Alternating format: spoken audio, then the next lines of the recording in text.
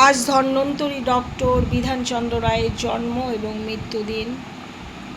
তাই দিনটিকে doctors day হিসাবে পালন করা হয়।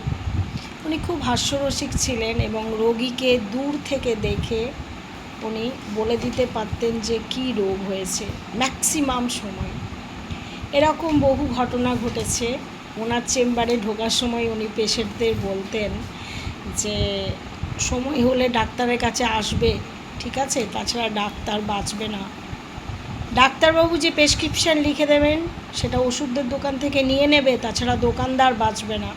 আর ওষুধের দোকান থেকে নিয়ে এসে ওষুধগুলো নিয়মিত খাবেন, তাছাড়া আপনি বাঁচবেন না। এরকম বহু ঘটনার মধ্যে এক ধনী পরিবারের ছোট বাচ্চার কাশি এবং সর্দি থামছে না।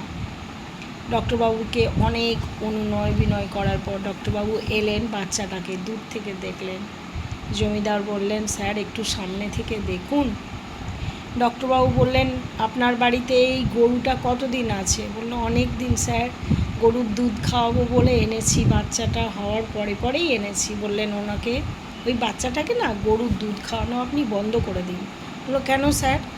বলল, বাচ্চাটার কোনো সমস্যা নয়, গরুটার টিবি হয়েছে, গরুটার চিকিৎসা করুন, চিকিৎসায় ভালো হয়ে যাওয়ার পরে বাচ্চাকে দুধ খাওয়াবেন। বললো, স্যার তাহলে আমার বাচ্চার কি হবে?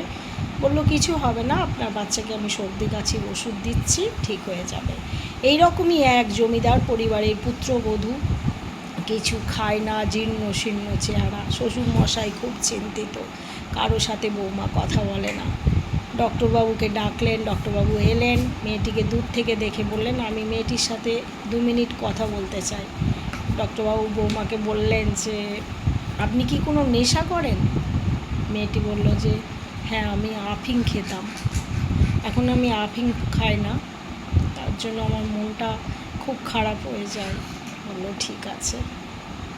ডক্টরবাবু জমিদারকে বললেন যে, আপনার বৌমাকে একটু করে আফিং দেবেন, 2-3 দিন পর পর একটু একটু করে কম ডোজ দিতে থাকবেন, 1 মাস পরে আমার কাছে নিয়ে আসবেন। 1 মাস পরে বৌমা সশরীরে হাজির হয়ে ডক্টরবাবুকে প্রণাম করে বললেন যে, ডক্টরবাবু আপনার জন্য আমি বেঁচে গেলাম। সত্যিই তো, এরকম ডক্টর যদি থাকে তাহলে রোগীর ভালো হতে সময় লাগে না। আজকের দিনে ওনাকে আমি প্রণাম জানাই।